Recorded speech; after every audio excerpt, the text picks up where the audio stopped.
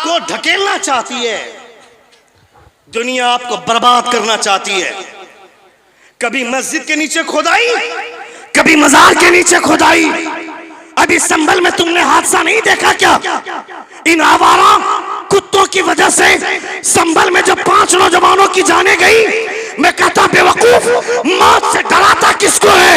हमारे तो दोनों हाथ में लड्डू है, बिस्तर पे मरेंगे फिर भी कब्र में हुजूर से मुलाकात होगी, मैदान में मरेंगे फिर भी कब्र में हुजूर से मुलाकात होगी।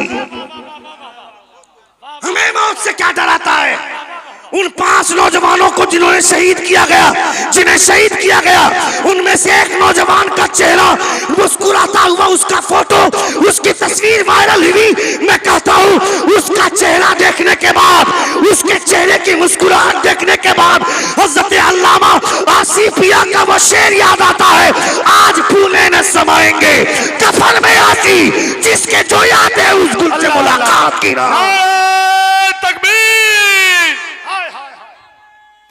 या रसूल अल्लाह, या रसूल अल्लाह, जिंदाबाद जिंदाबाद जिंदाबाद। अल्लाह अकबर, अल्लाह अकबर, अल्लाह सुभान अल्लाह, सुभान अल्लाह। डराता क्या है? आज मार दे, हिंदुस्तान के तमाम मुसलमानों को खत्म कर दे। मगर अगर ये सपना देख रहा है कि मुसलमानों की मर जाने की वजह से इस्लाम मर जाएगा, ये सोचना छोड़ दे। मुसलमानों की वजह से इस्लाम जिंदा नहीं है, इस्लाम की वजह से मुसलमान जिंदा है। इस्लाम की फितरत में कुदरत ने लचक दी है, जितना ही दबाओगे उतना ही ये उभरेगा। छोड़ दो ये पागलपन। वाह वाह वाह वाह। पागल हो रहे हैं लोग, खुदाई करवा देंगे, मुसलमानों को मार देंगे, क्या होगा? मर जाएंगे हम तो, हम मर जाएंगे मगर मुस्तफा का दीन जिंदा रहेगा। अभी कुछ दिन पहले, 2 साल पहले टीवी पर बैठकर वो एक कुतिया जिसका नाम नुपुर शर्मा है, उसने टीवी चैनल पर बैठकर हुजूर के खिलाफ बोला था।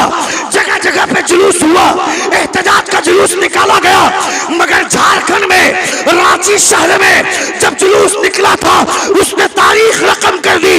पुलिस ने बंदूक चलाई, जुमे के बाद जुलूस निकला था, गोली एक मुदस्सिर नाम के सर पे लगी, एक लड़के के सर पे, वो लड़का दुनिया से चला गया। मगर मैंने उसकी माँ का वीडियो देखा है, मेरा बेटा मर गया तो क्या हुआ? इस्लाम जिंदाबाद था, इस्लाम जिंदाबाद है और क़यामत तक इस्लाम जिंदाबाद रहेगा। नारे तकबीर, नारे रिसालत, मसलके आला हज़रत उलमाए अहले सुन्नत, नारे तकबीर, नारे रिसालत। वाह वाह वाह वाह वाह। गरीब नवाज के मजार में भी खुदाई करेगा?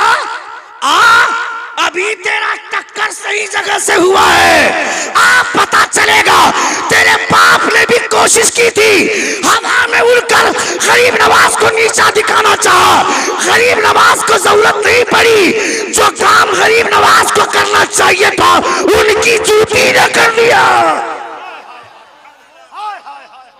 सुभान अल्लाह, सुभान अल्लाह, सुभान अल्लाह।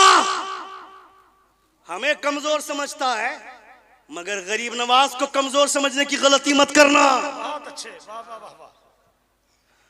हम अपने बाप के घर में पैदा हुए और हमने हिंदुस्तान में बाई बर्थ हिंदुस्तानी है।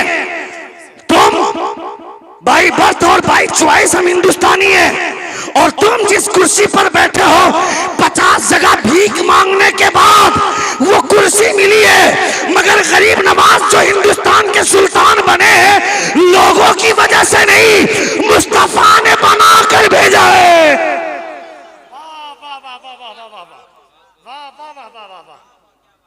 सुन रहे हैं आप? सुन रहे हैं? कितने लोग सुन रहे? जरा हाथ उठाकर कहें या रसूल अल्लाह, और एक बार कहें या हबीब अल्लाह। गरीब नवाज, इसलिए मैं कहना चाहता हूं अपने बच्चों को दीन सिखाओ, अपने बच्चों को मुस्तफा की शरीयत सिखाओ, अपने बच्चों को बताओ कि जब तक खुदा की मर्जी नहीं होती है मौत नहीं आती है। अगर मेरी मौत उसी हादसे में लिखी हुई है तो डरना मत, ये खुदा की मर्जी है। दो चीजें हमेशा ध्यान में रखना, एक है एक्सपेक्टेशन और एक है एक्सेप्टेशन। ये दो चीजें हमेशा ध्यान में रखना। क्या है? पहली चीज एक्सपेक्टेशन, ख्वाहिश, जिस्तुजू, उम्मीद, तवक्को, आरज़ू, उसी को एक्सपेक्टेशन बोलते हैं। एक्सेप्टेशन कहते हैं तस्लीम करने को, कबूल करने को। मेरी बीवी के पेट में बच्चा है, मैं ये सोच कर बैठा हूं, मेरी ख्वाहिश है, मेरी आरज़ू है कि मुझे बेटा हो। मेरी बीवी जब डिलीवरी होगी तो बेटा होगा, ये मैं भी सोच रहा हूं, मेरी बीवी भी सोच रही है, ये दोनों की ख्वाहिश है। इसे एक्सपेक्टेशन बोलते हैं। यानी दोनों ये सोच कर बैठे कि बेटा होगा, मगर जब डिलीवरी हुई तो बेटा नहीं बेटी हुई। उस वक्त एक्सपेक्ट छोड़ो, एक्सेप्ट करो, ये सोचो कि मेरे सोचने से क्या होगा। बेटा हमने सोचा था, मगर अगर बेटी हुई है तो ये मेरे रब का फैसला है। इसे एक्सेप्टेशन बोलते हैं। मैं ये सोचा था कि मेरी मौत बिस्तर पे होगी, इसे हम अपनी सोच बोलेंगे, इसे उम्मीद बोलेंगे, इसे हम ख्वाहिश बोलेंगे, तवक्को बोलेंगे। मगर मेरी मौत बिस्तर पे नहीं हुई, कभी मस्जिद बचाने के चक्कर में या किसी मजार के बचाने में मेरी मौत हुई, हम शहीद हुए, इसे खुदा की मर्जी। जोर से बोले, जोर से बोले, इसे खुदा की मर्जी बोलते हैं। 100 से ज्यादा जंगें लड़ी हजरत खालिद बिन वलीद ने, मगर उनको मौत बिस्तर पे आती है। मगर क्या मतलब? जंग की वजह से मौत हो कोई जरूरी नहीं है, खुदा का जो फैसला होता है उसी फैसले के मुताबिक मौत होती है। हजरत अली से किसी ने पूछा कि आप बॉडीगार्ड क्यों नहीं रखते, इतने दुश्मन हैं आपके। हजरत अली ने फरमाया, किसने कहा मेरा बॉडीगार्ड नहीं है? कहा कौन है? कहा मेरा बॉडीगार्ड मेरी मौत है। जोर से, जोर से कहा, मेरा बॉडीगार्ड मेरी मौत है। जब तक मौत का वक्त नहीं आएगा, यह मौत किसी को मेरे करीब भी मंडलाने नहीं देगी, और जब वक्त आएगा तो यह मौत सबसे पहले मुझे गले लगाएगी। क्या बात है। हमारे उलमा क्या फरमाते हैं? जिंदगी भी अल्लाह की नेमत है, मौत भी अल्लाह की नेमत है। इसलिए मौत की तमन्ना करने के ऊपर हुजूर ने पाबंदी लगाई है कि मौत की तमन्ना ना करना।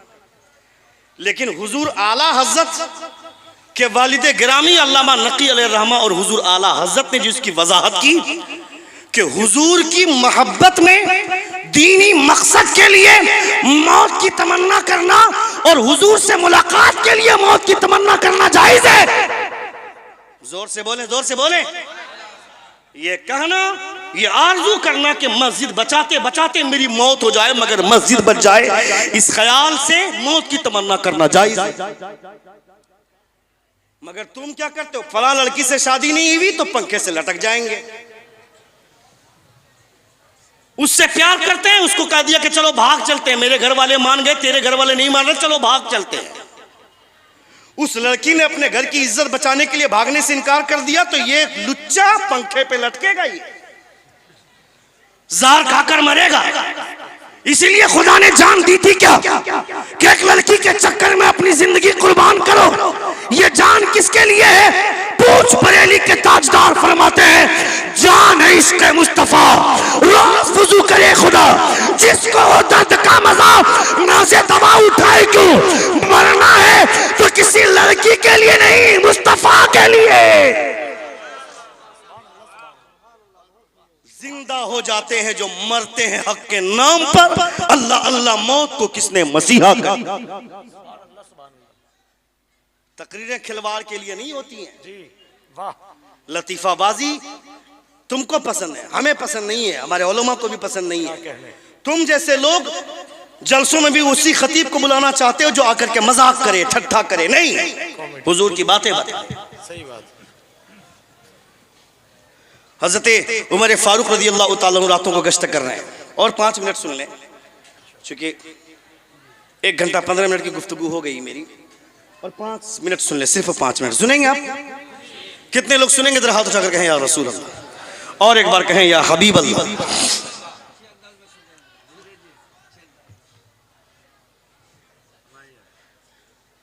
अगर वो वाकई सुभान अल्लाह मेरी बात सुनने के बाद, तो दैट आई शुड एक्सेप्ट। लेकिन अगर वो मजाक उड़ाने के लिए, तो ये निहायत ही बड़ी बदतमीजी है। सुन लिया, ये हुजूर की महफिल है, या एक जरा सी बेराहरवी ना मुझे पसंद है, ना इन उलमा को पसंद है, ना मुस्तफा को पसंद है। यह अदब के साथ बैठे हैं और हुजूर की बातें सुने, हुजूर के गुलामों की बातें सुने, तब आपको अच्छा लगेगा। हजरत उमर रातों को गश्त कर रहे हैं, सुनिएगा। गश्त करने के दौरान एक आवाज सुनी आपने। आवाज का सुनते कि खातून बोलती है कि बच्चे अगर रो रहे हैं तो दूध में पानी मिलाकर बच्चों को पिला दो, बच्चे सो जाएंगे। दूसरी खातून बोलती है नहीं, दूध में पानी मिलाने से हजरत उमर ने मना फरमाया है, दूध में पानी नहीं मिला सकती। दूसरी खातून बोलती है यहां कौन उमर आ रहा, यहां उमर देखने थोड़े आ रहा। वह खातून बोलती है उमर नहीं आ रहा है तो क्या हुआ, उमर नहीं देख रहा तो क्या हुआ, उमर को पैदा करने वाला खुदा देख रहा है। जोर से बोलना था। उमर नहीं देख रहा तो क्या हुआ, उमर को पैदा करने वाला खुदा देख रहा है। सुभान अल्लाह। ये पूरी गुफ्तगू हजरत उमर सुने। अल्लाह अल्लाह। सुनने के बाद रात को चले आए, सुबह अपने वजीर को भेजा और कहा जाओ पता करो कि वो खातून कौन थी जो दूध में पानी मिलाने की बात कर रही थी, और वो खातून कौन थी जो ये बोल रही थी कि उमर नहीं देख रहा तो क्या हुआ, उमर को पैदा करने वाला खुदा देख रहा है। वो वजीर गए, पता लगाकर पता चला कि वो एक बूढ़ी औरत है उस घर में जो ये बोल रही थी कि बच्चों को दूध में बच्चों पानी मिलाकर बच्चों को पिला दो, यहां उमर देखने नहीं आ रहा। उसी की एक जवान बेटी है जो अभी तक कंवारी है, वो ये बोल रही थी कि उमर नहीं देख रहा था, क्या हुआ, उमर का खुदा देख रहा है। हजरत उमर ने अपने तमाम बेटों को बुलाया, लाइन में खड़ा कर दिया और कहा तुम में से कौन उस लड़की से शादी करना चाहता है। जोर से बोले। तुमको गोरी चमड़ी चाहिए, क्या करेगा, उसका गाल धोकर पिएगा ना क्या, हंसो मत जी। तुमको गोरी चमड़ी चाहिए, चाहे उस लड़की का कैरेक्टर कितना ही बदकारी की तरफ माइल हो, नहीं इसकी परवाह मत करना। ये सोचना लड़की खूबसूरत हो या ना हो, मगर हुजूर की सुन्नतों की पाबंद हो। ये तुम्हारी सोच होनी चाहिए, ये तुम्हारा ख्याल होना चाहिए। एक बेटे ने कहा कि मैं शादी करने के लिए तैयार हूं। हजरत उमर ने पैगाम भेजा। कौन सी बात सुन ली थी हजरत उमर ने, कोई बहुत बड़ी बात नहीं थी ये, मगर जब बुजुर्गों की नजर किसी एक बात पर पड़ती है तो वो एक बात कहां से कहां तक पहुंचा देती है आपको अंदाजा नहीं है। हजरत जुनैद बगदादी हजरत हसन बसरी रज़ी अल्लाह तआला अन्हु फरमाते हैं कि काम ऐसा करो कि खुदा रहमतों के दरवाजे खोल दे। एक बूढ़ी औरत उस रास्ते से गुजर रही थी, कहा हसन क्या खुदा का ऐसा भी कोई दरवाजा है जो खुला हुआ नहीं रहता है,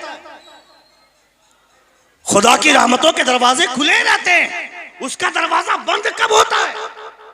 ये जुमला सुनते हैं बेहोश हो जाते हैं। एक जुमले पूरे जमीर को झंझोर देते हैं। कभी कभी कोई बात जब दिल से निकलती है तो पूरे वजूद को हिलाकर रख देती है। एक जुमला था सिर्फ, उमर नहीं देख रहा तो क्या हुआ, उमर का खुदा देख रहा है। हजरत उमर फरमाते कौन तुमसे शादी कर, तुम में से उस लड़की से कौन शादी करना चाहता है। एक लड़के ने कहा कि हाँ मैं शादी करने को तैयार हूं। हजरत उमर ने रिश्ते का पैगाम भेजा। वो बूढ़ी मां मान गई, क्योंकि गरीबी थी, गुर्बत थी, और फिर हजरत उमर के बेटे के लिए रिश्ता मान गई। कमाल की बात बताऊं मैं, उस लड़की की कोख से खुदा ने एक बेटी पैदा किया और फिर उसकी कोख से खुदा ने एक बेटा पैदा किया जिसको दुनिया उमर बिन अब्दुल अजीज के नाम से जानती है। उमर बिन अब्दुल अजीज कौन है? उमर बिन अब्दुल अजीज वो हैं जो खिलाफत राशिदा में नहीं होने के बावजूद उनको खिलाफत राशिदा में शुमार किया जाता है। वो हजरत उमर बिन हुजूर की एक हदीस है ना, ज़कात देने में जल्दी करो वरना एक वक्त ऐसा आएगा कि ज़कात की रकम लेकर के दौड़ते फिरोगे, कोई ज़कात लेने वाला नहीं मिलेगा। कहेगा कल तलक आते तो मैं ले लेता, मगर आज तो मैं खुद साहिब निसाब हो गया। ये एक दौर आएगा, मगर एक बार ये आ चुका है हजरत उमर बिन अब्दुल अजीज के दौर में। हजरत उमर बिन अब्दुल अजीज के दौर में ये दौर आ चुका है, एक वक्त आ चुका है। ज़कात की रकम लेकर के लोग दौड़ते थे तो ज़कात लेने वाला नहीं मिलता था। ये हजरत उमर बिन, वजह क्या है? वजह ये कि जो मुस्तफ़ा जान रहमत के कैरेक्टर को देखने के बाद हुकूमत करते हैं, उनकी हुकूमत का अंदाज अलग होता है। जो कुर्सी पर बैठकर फ्रॉडगिरी नहीं करते। अभी आज से कुछ दिनों पहले आया था डोनाल्ड ट्रंप, तो स्टेडियम जाने वाले रास्तों में, रास्तों किनारे जितने गरीबों की झोपड़ियां थी उसके सामने दीवार उठाई जाने लगी गरीबी छुपाने के लिए। राजा गरीबी छुपाता नहीं है, गरीबी मिटाया करता है। और अगर ऐसा राजा देखना है तो चल मुस्तफा की गलियों में देख, हुजूर के गुलामों में देख। आए थे कुछ लोग मदीना और कहा था कि मदीने के सुल्तान कहां? ईरान से आए थे लोग। कहा मदीने के सुल्तान कहां है? मदीने के लोगों ने कहा सुनो, यहां सुल्तान नहीं रहता है, यहां मुस्तफा का गुलाम रहता है, ये मदीना है। जोर से बोले। कहा कि उमर से मिलना चाहते हैं। उमर से मिलना चाहते हो, चलो मिलाते हैं। ले गए। क्या बात है? खजूर के दरख्त के नीचे सूखी जमीन पर ईंट का तकिया बनाकर हजरत उमर फारूक चैन की नींद सो रहे हैं। जोर से बोलना था। चैन की नींद सो रहे हैं। ईरान से आए हुए लोगों ने कहा कि उमर को नींद कैसे आ गई?